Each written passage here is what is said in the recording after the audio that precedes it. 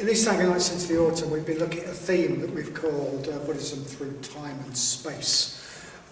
So we've been looking at how Buddhism has adapted itself to different cultures and different time periods, not out of some sort of academic interest, but to see how we can use the ways that Buddhism has adapted itself to increase the effectiveness of our practice. Can I ask, is this PA quite loud? No. That's fine. Sounds very loud. Sounds very loud from you. Okay. So we're not doing a sort of Buddhist night school in history. We're looking at it as practitioners. What can this tell us? And since the new year, we've been looking at, I suppose, what you might call a new movement in Buddhism that arose maybe 500 years after the Buddha's death, called Mahayana Buddhism. Mahayana means the Great Way.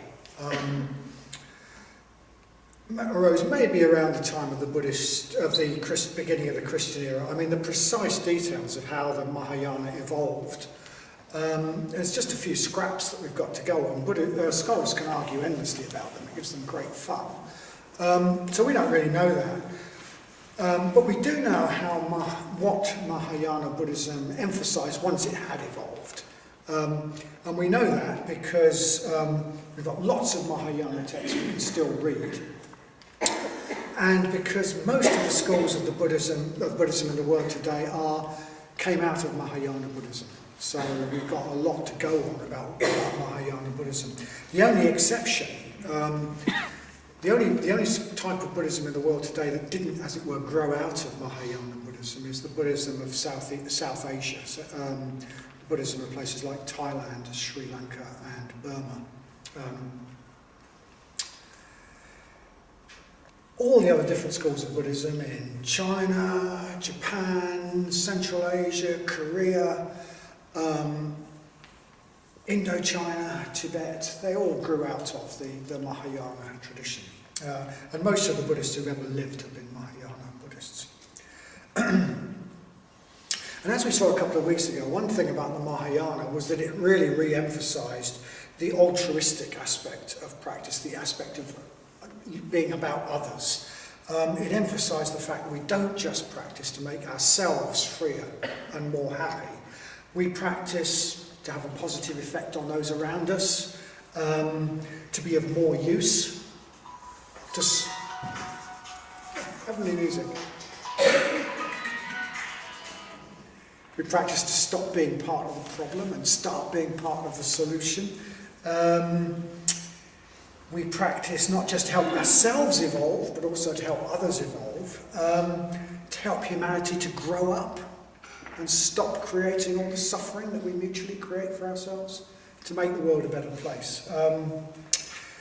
So we practice to help us all become more enlightened. Buddhism tells us that the way we become freer and happier is to become less trapped in our own little self. And we can't do that by just focusing on our own little self. We have to go beyond ourselves. So a big part of our practice has to be about shifting our emphasis from ourselves to others. And that was a way of looking at practice that was definitely there right from the start of the Dharma, right from the Buddha's teaching. On many occasions, the Buddha tells his followers they should be practicing, in the words he used, for the welfare of the many, for the well-being of gods and men. So right at the very beginning, the Buddha taught that we should practice with that attitude. And I don't suppose that attitude ever went away completely, but it seems that in some areas, in some quarters, it had been maybe a bit lost sight of. Maybe the goal was seen very much about being personal liberation. The other sides of the equation had been lost sight of.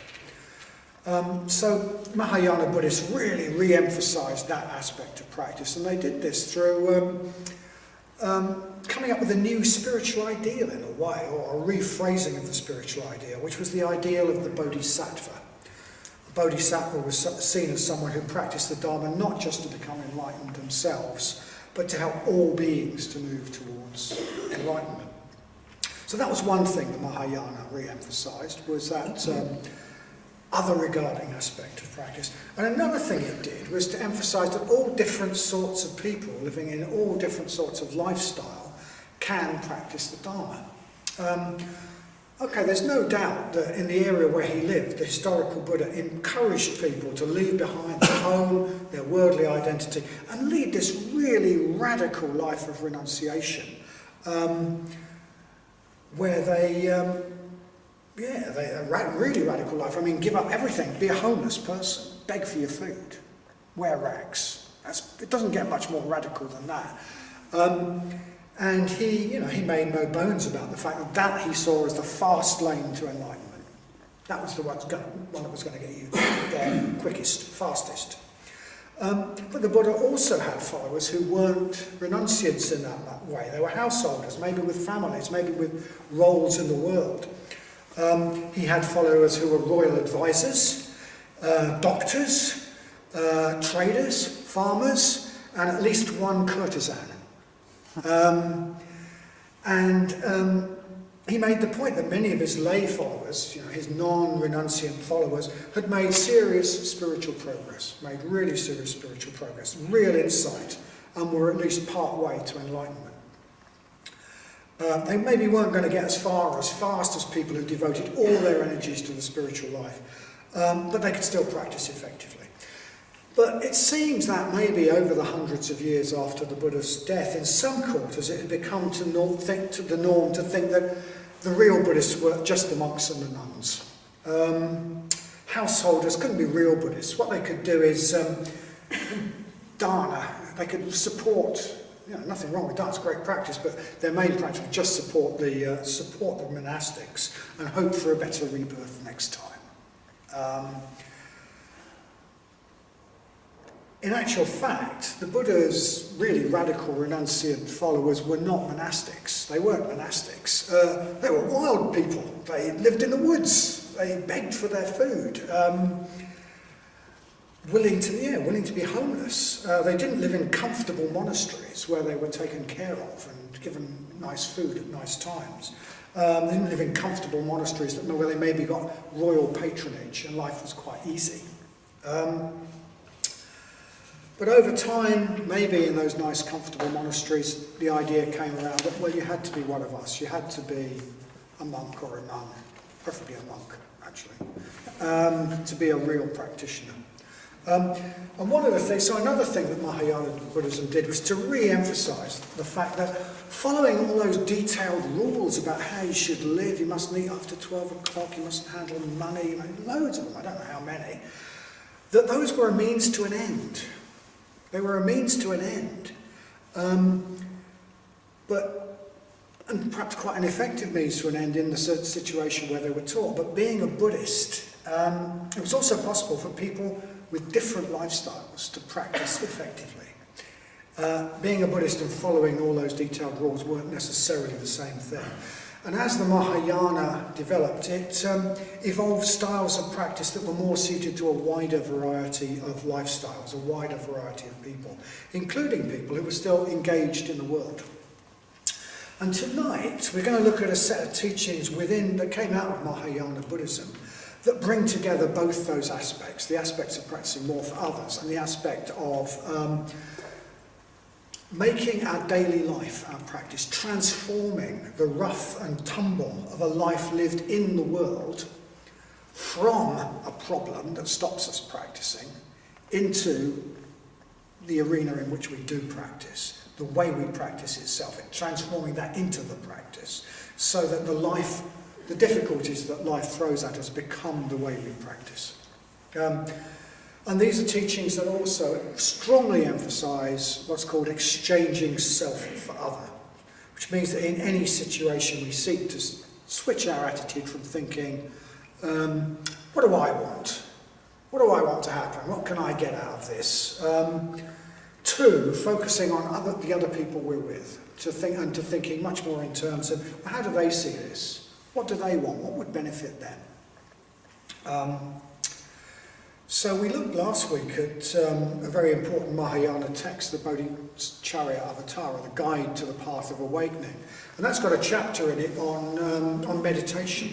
And a big chunk of that chapter on meditation is taken up with the practice of exchanging self with others, thinking yourself into others' shoes, and really acting on others, what's going to be good for others rather than what's good for yourself. So the mind training teaching, so the teachings we're going to look at today are called 7-point mind training, or the mind training teachings. And they bring together those two aspects of Mahayana practice.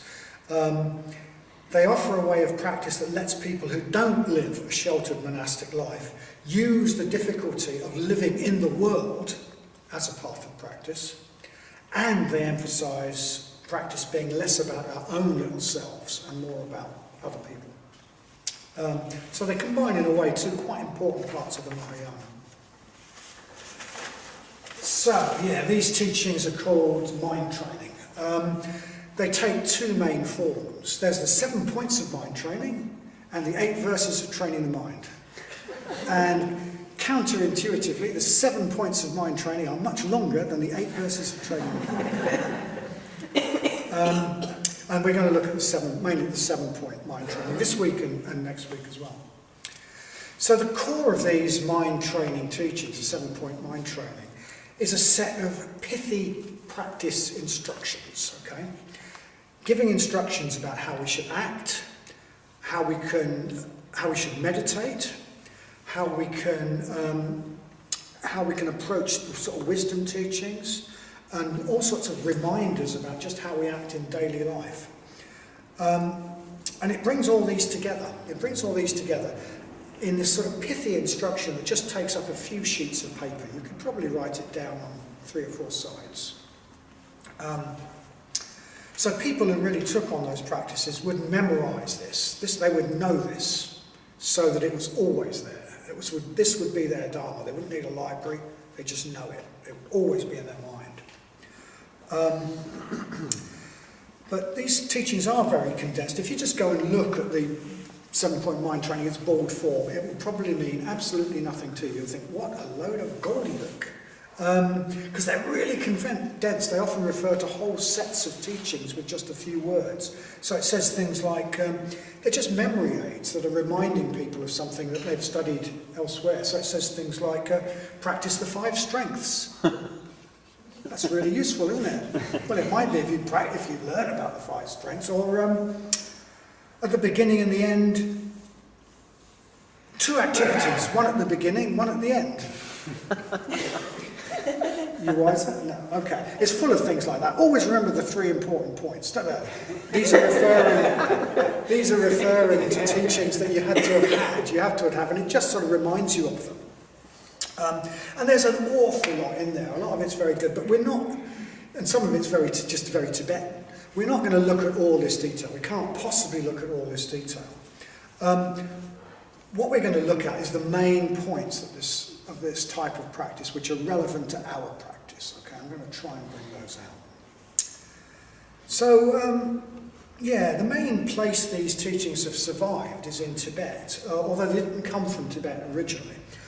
In Tibet, these teachings are called, and I hope nobody here speaks Tibetan, something like Lojong Dondumna. Okay, and Lojong, they're usually called Lojong practices. Lojong means to change our thoughts from one state to another. And the text, it challenges us, if you like, to recognise that most of our suffering is caused by the way we use our own minds, and that we can liberate ourselves from our suffering and be much more wise simply by changing the way we label things, changing the way we use our minds. So, because we label a situation adverse, we say, well, that's a bad situation for some reason, we experience it as adverse. And we think it's a bad situation, so we feel bad, so we experience a negative mental state, so we experience suffering. If we change the way we think, we can change what we previously might have thought of as bad situations, adverse situations, into positive situations. In fact, we can use those adverse situations, difficult, uncomfortable situations, as ways of growing, instead of avoiding them or not really engaging with them. So I think in the sort of lives we lead, most of us have to live lives in the world. This is a really, some of the things in here are really, really, really useful. And it's nearly miraculous that we've still got them, actually. It's because of the story of how these teachings came about. These teachings are said to originate with somebody called Dharmakirti, who lived in Sumatra in modern-day Indonesia, around 1,000 years after the beginning of the Christian era, something like that. He was called, the Tibetans called him Sir Lingpa, which means he of the Golden Isle, because Sumatra was the Golden Isle. It was this lovely place. And Indonesia at that time was a great Buddhist centre. I don't know if anybody's ever seen pictures of Borobudur. This massive, great, well, it's huge. It's like they've turned a hill into a mandala. They've turned a mountain into a mandala. It's covered in sculptures. So Indonesia was this huge centre of Buddhism at the time. And that's where Dharmakirti lived. And another big figure in the history of the text was Atisha, a chap called Atisha, Indian. He was born in Bengal in 982. And there is a tradition that one day he was meditating at Bodh Gaya. He was meditating at Bodh Gaya, the place of the Buddha's enlightenment, when he had a vision. His personal deity, his personal sort of archetypal Buddha, archetypal Bodhisattva, Tara, the incarnation, the embodiment of the female embodiment of active compassion. Tara appeared to him and gave him the message that he needed to go to Indonesia, Sumatra, and study with Dharmakirti. Right. I don't know how he said that, but she did. That's what he took. I've got to go to Indonesia. I've got to study with Dharmakirti. And well, that might sound quite easy to us. You could sort of get a plane ticket. But actually, at that time, this was going to be a pretty difficult thing to do. I mean, sailing across pirate-infested seas, etc., etc., etc. It's not easy. But anyway, Atisha was obviously quite a man. So he decided, okay, I'll do it. He made this long, hazardous journey to Sumatra, and he found Dharmakirti. And he studied under Dharmakirti, and he stayed with him for 12 years. And during that time, Dharmakirti taught him this approach to practice that's summed up in the mind training. It's summed up in this short oral instruction, which is meant to be memorized. And after studying with Dharmakirti for 12 years, Atisha went back to India. He went back to India, and he himself became quite a famous figure. He became a very famous figure, in fact. He ended up as one of the key teachers at the great monastic university of Nalanda, which at the time was the largest university in the world. It's also the place that Shantideva lived, who we talked about last week, who wrote the Bodhicharya Avatara. Anyway, Atisha became a famous and important figure. He was a bit of a feather in the cap of Nalanda, actually. One of its main figures. And his fame apparently spread to Tibet. His fame spread to Tibet because the king of Tibet invited him to come to Tibet. The Dharma had been established in Tibet by Padmasambhava in maybe the 8th century, but it had been all but wiped out by, and it had become very corrupt where it survived. It had been all but wiped out by a king called Langdharma. I don't know why it's called Langdharma, because he hated the Dharma. Maybe that's what it means. I don't know. Anyway, he had a good go at wiping the Dharma out of Tibet. So the new king of Tibet wanted Atisha to come to Tibet and teach and re-establish the Dharma. But apparently Atisha's monastery, Nalanda, they were very reluctant to let him go. As I said, he was an important figure. He was a feather in their cap. And maybe Atisha wasn't all that keen himself, actually, because Atisha was, by this time he was getting on a bit. He was in his 50s, in his late 50s. Tibet was cold and primitive and uncultured, and the people were rough and barbarian, and to get there you've got to go over this huge mountain range. So maybe Atisha wasn't all that keen. So the king asked, and Atisha refused. And the king asked again, and Atisha refused again, and so it went on, and so it went on. But again, the tradition tells us that Tara intervened. We're told that Tara appeared to Atisha in his meditation and told him that if he went to Tibet this would shorten his life by 20 years, but that he would bring incalculable benefits to the people of Tibet and future generations. Terrible thing to be told. Yeah, well, on the one hand, incalculable benefits, on the other hand, 20 years. Anyway, Atisha was the sort of guy who thought, go for the incalculable benefits, okay? So he went to Tibet. He went to Tibet at the age of 55, and he stayed until his death 17 years later, at the age of 72. So if his vision had been correct, and that took 20 years off his life, he would have lived to be 92, but in fact he lived to be 72. But he did bring huge benefits. He had a huge impact on Tibetan Buddhism. He started a major reform and rejuvenation of Tibetan Buddhism, which he felt had become very focused on tantric magic ritual, not enough focus, not at all enough focus, lost sight of the importance of metta and compassion. So Atisha is recorded as saying that only the Tibetans could think they could gain enlightenment without cultivating compassion. So, I mean, I think we could have an equivalent in our day, which was saying only a Westerner could think they could become enlightened without practicing the metta bhavana. That was the sort of chap Atisha was. He was very much of that. So Atisha's influence, because of Atisha's influence, because he really, in a way, reinvented Tibetan Buddhism, this style of practice became very influential in every school of Tibetan Buddhism. But then, not long after Atisha went to Tibet, Muslim invaders swept through northern India. They destroyed the monasteries, they destroyed the university at Nalanda, and they carried on sweeping right down through Indonesia. So it's quite an unlikely chain of events that has led to this teaching surviving. First of all, Atisha going to Indonesia, and then him going to Tibet just at the right time, so get out of the way, as it were. And so it's quite an unlikely turn of events that led to that teaching surviving, let alone it coming down to us on the other side of the world about 1,000 years later. Okay, so that's how we got the teaching. What are the main points? What are the main points that we can learn something from, that we can apply?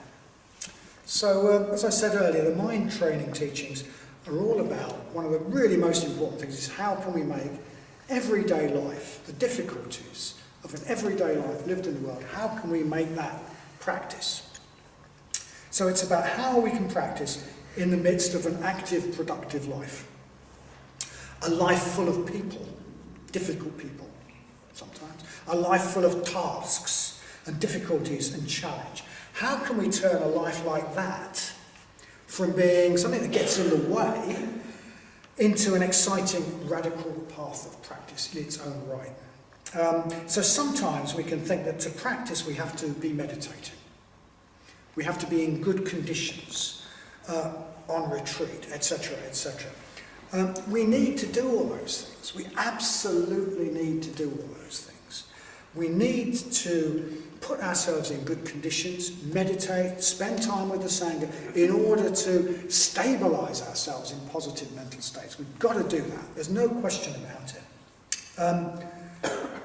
But if we think that that's the only time we're practicing, the only time we're practicing is when we're meditating, then we're going to be thinking that doing things in the world, dealing with people, all that rough and tumble that we get from being engaged in the world, we can think that's not practice.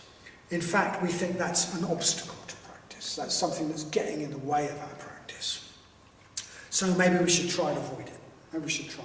Maybe that's the way we think. Maybe we should try and avoid adversity, challenge.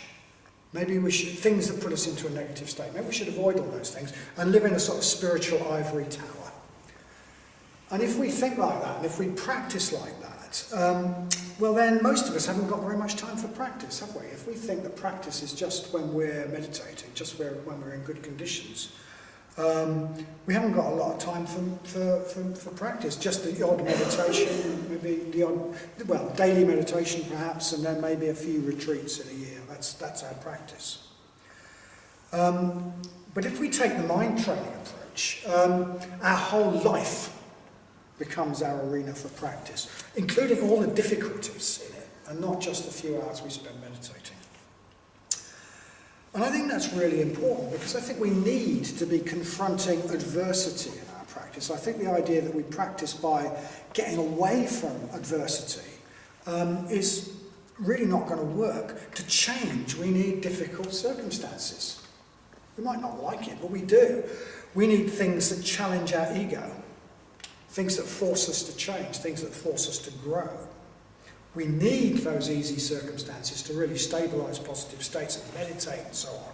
But we also need to get the changes that we also need to get what we develop on the meditation cushion off the cushion and out into life and test it in the arena of everyday life. So we need to confront some adversity in our practice. We need some situations that our ego is not going to like, so that our learnings we know in our bones, as it were. And that's always been there in Buddhism. That's always been there in Buddhism. Complete fallacy to think that the Buddha was teaching his followers to sort of find an easy way. He told them, give up your home, give up your power of choice, shave off your hair, give up your identity, wear rags, live in the woods and beg, and have no choice about what your food is. We don't need to go that far. Okay, I'd like to reassure you, we don't need to go that far. But that wasn't an easy life. That wasn't a life shorn of challenge. That was a life of serious challenge that most of us wouldn't be up to. So we don't need to be as intense as that, but everyday life gives us plenty of adverse circumstances. It gives us plenty of grist for the mill if we live it to the full and if we use it. And the 7-point mind training is about changing our attitude to all those difficulties that everyday life throws up, not seeing them as an obstacle to practice, but seeing them as practice. It's about developing our spiritual muscles. It's about spiritual bodybuilding in a way. So one of the most important little phrases in the 7-point mind training text is, when evil fills the world and its inhabitants, turn adverse conditions into the path to enlightenment. Okay? When evil fills the world and its inhabitants, turn adverse conditions into the path to enlightenment. And it tells us that we can do this by changing the way we think about things. I think sometimes in modern jargon it's called reframing. We just sort of come up with a different concepts about something, and suddenly it's different. It's not that the situations we think are bad are really bad in any absolute sense. Maybe if we're about to be killed, or we're about to have our legs cut off or injured, maybe that's really bad. But most of the time we're not threatened in any real way. We just think some situations are adverse because we're thinking about them that way. We've labelled them that way. So Shakespeare is saying something similar to this when he has Hamlet say, there is nothing good or bad, but thinking makes it so. Okay? So he's not saying there's nothing good or bad ethically.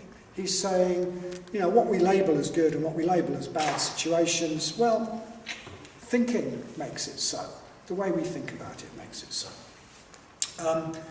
There's a Tibetan teacher in his commentary on this, says rather obscurely, adverse is a mere imputation by conceptual minds that label it adverse. Okay? A mere imputation. Adversity is a mental construction. We invent it, and we can uninvent it.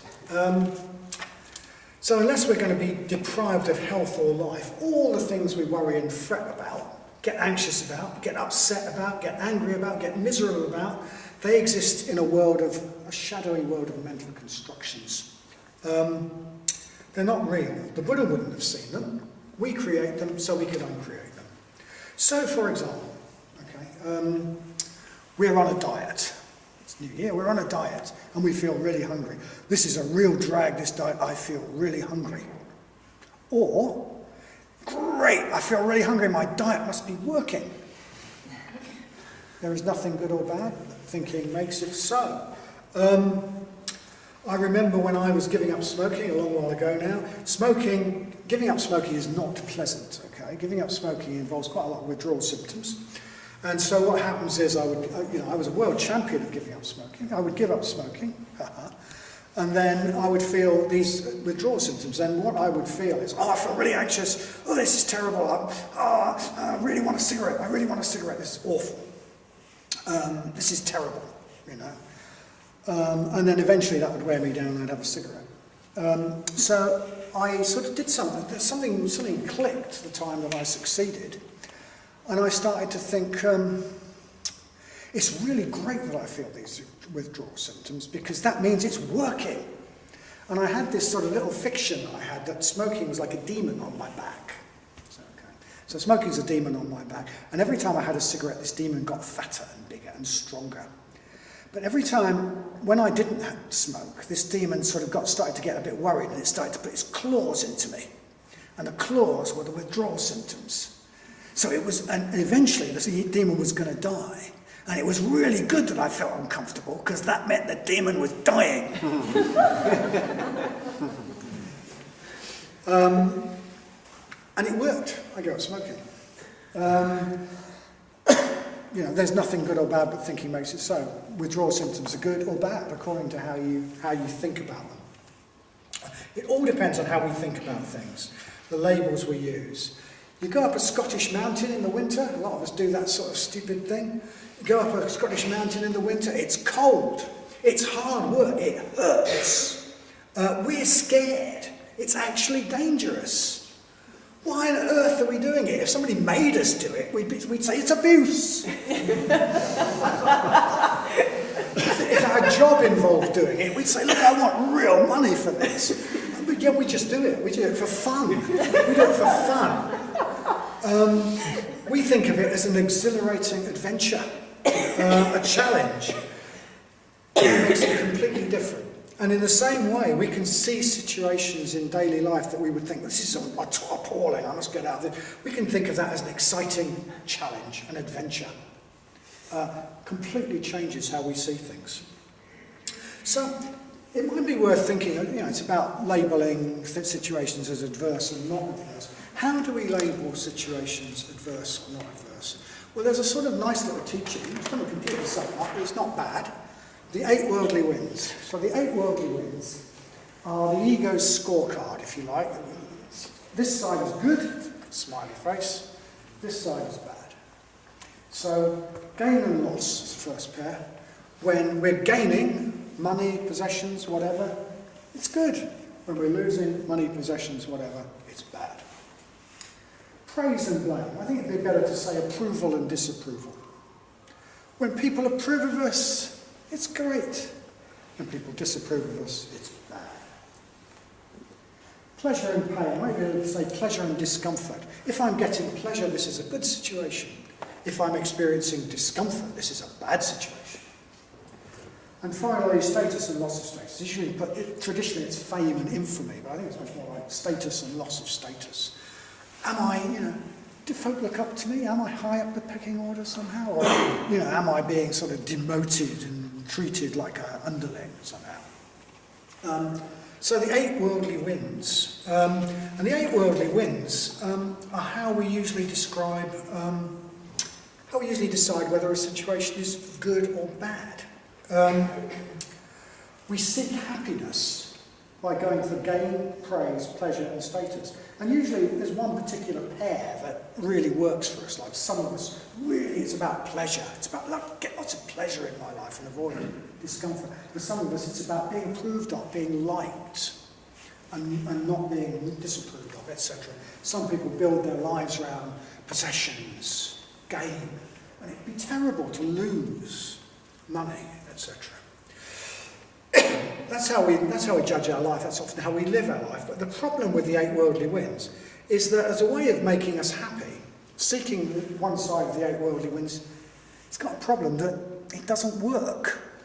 It doesn't work. It needs a lot of effort. Well, so first of all, we can get very rich. We can get very rich. That's going to take a lot of effort. It's going to take all our effort in this life. But it makes, well, what does it do? Are folk who are very rich conspicuously happy? I mean, or do we get anxious about losing what we've got, etc., etc., etc.? If we live for praise, if we live for approval and fear blame,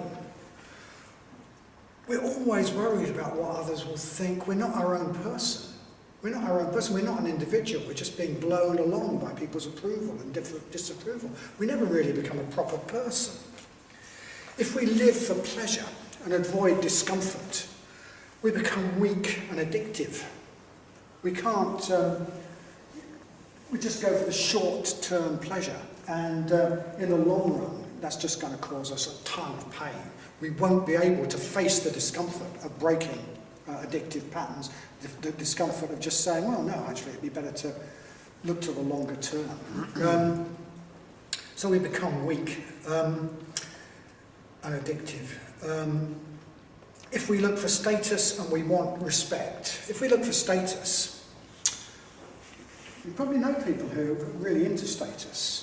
You know, they might have sort of special number plates and things like that. Do we respect them? Or do we think they look a bit daft? I mean, it's almost like there's a problem here that looking for status just makes us look silly. You know, so they don't work. And anyway, if we got loads of status, does it make us happy? They don't work. They don't work. So somehow we need to change our thinking. We need to stop judging situations by the worldly winds. Stop deciding that if we're on the wrong side of the worldly winds, that's bad, it must be avoided at all costs. And instead think about situations, well, what opportunity does it give us to practice? That's a good situation. An opportunity where I've got an opportunity to practice is good.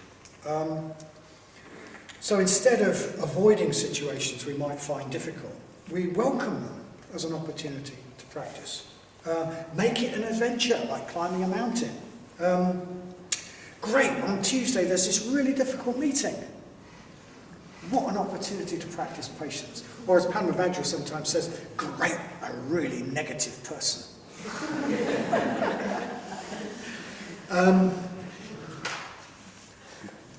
Well, we need to do that. If we really want to use life as a practice, we need to do that to all sorts of adverse conditions.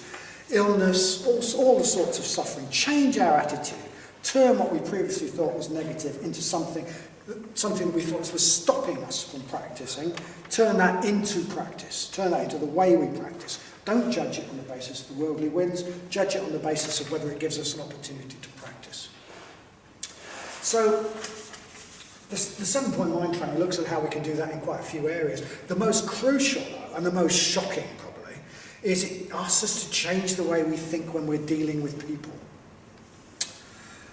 And so 2 of the lines from the text are, put all blame on one thing, be grateful to everybody. Okay. Put all blame on one thing. What it means by that is blame your own way of thinking, blame your own states of mind. Don't blame other people. In fact, be grateful to everyone. Be grateful to other people. So whenever we're unhappy or suffering or things aren't going our way, the one thing we should blame for our mental suffering is our own attitudes. And what we usually do is blame others. The council, the government, the bankers, the weather, I don't know, something other than us. But it's saying, well, actually, think about whether a Buddha would a Buddha, in this situation, you're not having your leg cut off, you're not being killed, would a Buddha think, oh, this is terrible, I'm really grumpy? No. Why not? Because he'd be thinking differently about it, or we can too, actually.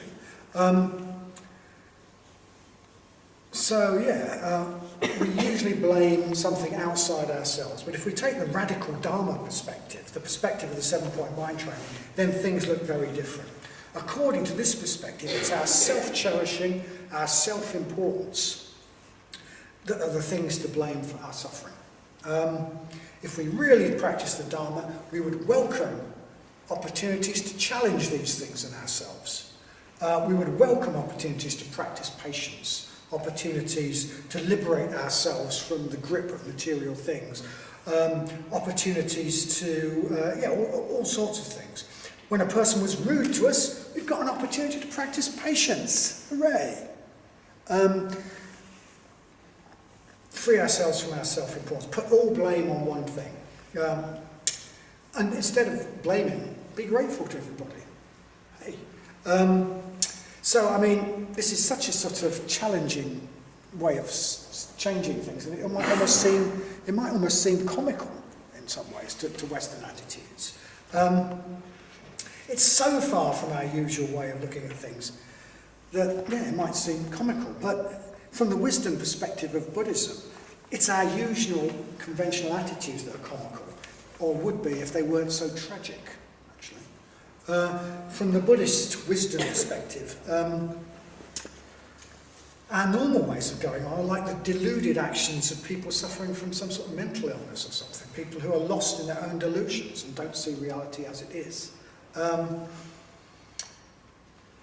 If we can stand back from our conventional conditioning, we can see that our normal approach doesn't work. It's not based on reality. It's deluded, while the mind training approach, strange as it seems, is the 8 worldly winds, self-importance, money, approval, loads of goodies, loads of sweeties, status. They're not going to work. They're not going to work. It's a bonkers way of going about living, actually. But it's so ingrained that it's very, very difficult for us to free ourselves from it. Which is why it seems comical to suggest that we might. If we had our way about all these things, we'd almost certainly end up less happy than if we didn't have our way about them, actually. So, another, as I said in the introduction, another way the mind training teaching suggests we change our attitudes is from the attitude of thinking, what do I want? What do I want to happen? What's good for me? What can I get out of this? To thinking, focusing on other people and thinking, well, what's going to benefit them? What's going to benefit the other people I'm with in this situation? This has got a long history. It goes right back to the time of the Buddha, right back in the early days of the time when the historical Buddha was alive. He had some practitioners who he really rated as being exemplars. The Aniruddhas, they were the exemplars of cracking practitioners and cracking Sangha. And an important part of the way they practiced, they said, was to think, why should I not put aside what I wish to do and do what these venerable sirs wish to do? They were always very formal about things like that.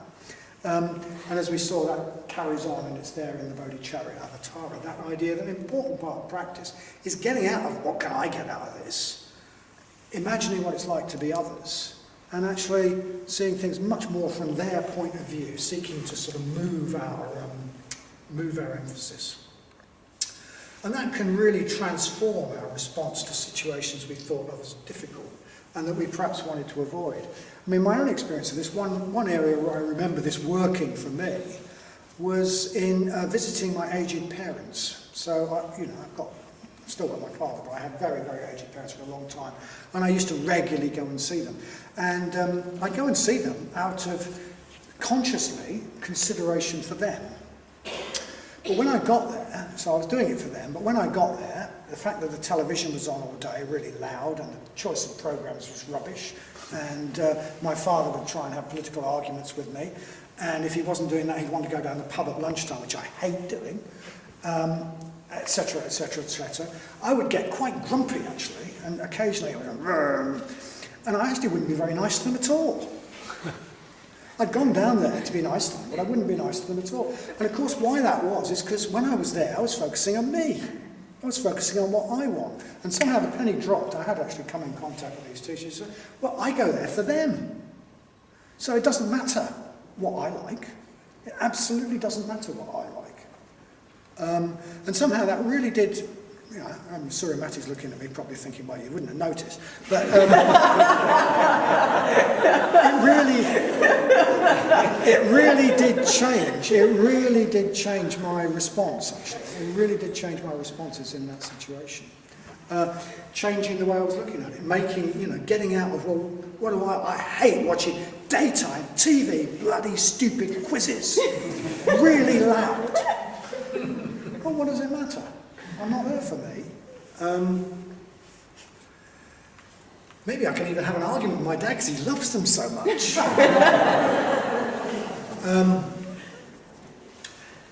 So yeah, we can really do that, and it is transformative. It is transformative. So I'm not going to go into loads of detail about all the really important points of this thing. I'm just going to sort of sum it up. What are the main points that we can practice? And I think the first one, and the big one, is change our attitude to difficult situations and embrace difficult situations. And do this by identifying the worldly wind that's being pushed. Which worldly wind am I blowing my mind around when I think this situation is a problem? Remember, the worldly winds don't work, and remember that as Dharma practitioners, we're seeking to dance to a completely different drummer. We're seeking to come at the world with completely different attitudes to the worldly winds. So I think that's a really strong practice, to just be aware, know the worldly winds and clock which ones are blowing us around, and back off from thinking that situations are defined by the worldly winds. Think of them much more as, is this an opportunity to practice? Change adverse conditions into the path of enlightenment. And I think the second really big one is stop blaming others for our suffering. Stop blaming others for our suffering. Blame our own mental states and change them. Recognise that it's how we think about things that determine whether we think, oh, this is awful, or this isn't. Sitting at a bus stop is either a real problem, and that's council's fault, and blah, blah, blah, and it's cuts, and or it's not. It wouldn't be for a Buddha. It wouldn't be for a more enlightened being. We make the difficulties. And the third one would be, as much as we can, practice in situations, seeking to put ourselves in others' shoes, exchange self for other, think much more about what others want than what we want. I think we've got to have a few caveats about this. I think it's important, so these teachings could be taken in a harmful way, okay? They could be taken in a harmful way. So, for example, if we do need to find good situations, so if we just think, this job which is killing me is my practice, and use that as this job that's deadening me, this is my practice, I mustn't change it. Well, that, in a way, we could be rationalising our fear of insecurity of leaving that job. We need to find decent situations for ourselves. But at the same time, we mustn't treat the hard situations that come up. We mustn't be precious and just try and escape difficulties, because we've got to use those difficulties as part of our practice. But we shouldn't use it as a sort of rationalisation for just not making changes for the better. And the second one is putting others before ourselves in a way could be misleading if we're in the habit of giving way to others for the wrong reasons, okay? If we're in the habit of giving way to others because we're always scared of disapproval, we're always seeking approval, then we could use this as a rationalisation for not changing that, not becoming more healthily assertive. This is a teaching for people who are quite capable of standing up for themselves, maybe too capable of standing up for themselves, but who choose to put others first instead, not because we're too afraid not to, as it were. But with those caveats, I think those 3 points are just really crucial aspects of practice that this sums up. Use difficult situations as the path of practice. Change the way you think about them so that they become the path of practice. Stop blaming others for our suffering. Think about your own mental states and make it a practice to exchange self for other as much as we can. Now, that is not easy. Nobody's going to say that is easy. One of the things is it requires quite a lot of mindfulness. It requires us to have other situations in which we're really cultivating good states. And it's not easy. We all know it's not easy to just stay in good states in the rough and tumble. But one of the things I like about the 7-point mind training is it gives us some help. We use some of the ways it helps us on the urban retreats that we do here, if you ever get a chance to do one of those. Part of them structure of urban retreats. But one of them is it has what are called slogans. So it comes along with all these sort of little slogans, all these little, which we're encouraged to just like remember. So they're reminders. I mean, put all blame onto one is one of them, for example. I mean, yeah, okay. If you're thinking bloody government, well, actually, put all blame onto one. I mean, maybe back off from that and think, well, maybe the fact that I'm waiting in this queue isn't actually terrible. Maybe it's my response to it which is causing me this suffering. So put all blame onto one. So that's just an example. There are loads of these slogans, and next week we have 3 people talking about their favourite slogans, their favourite mind training slogans. So that's to look forward to next week.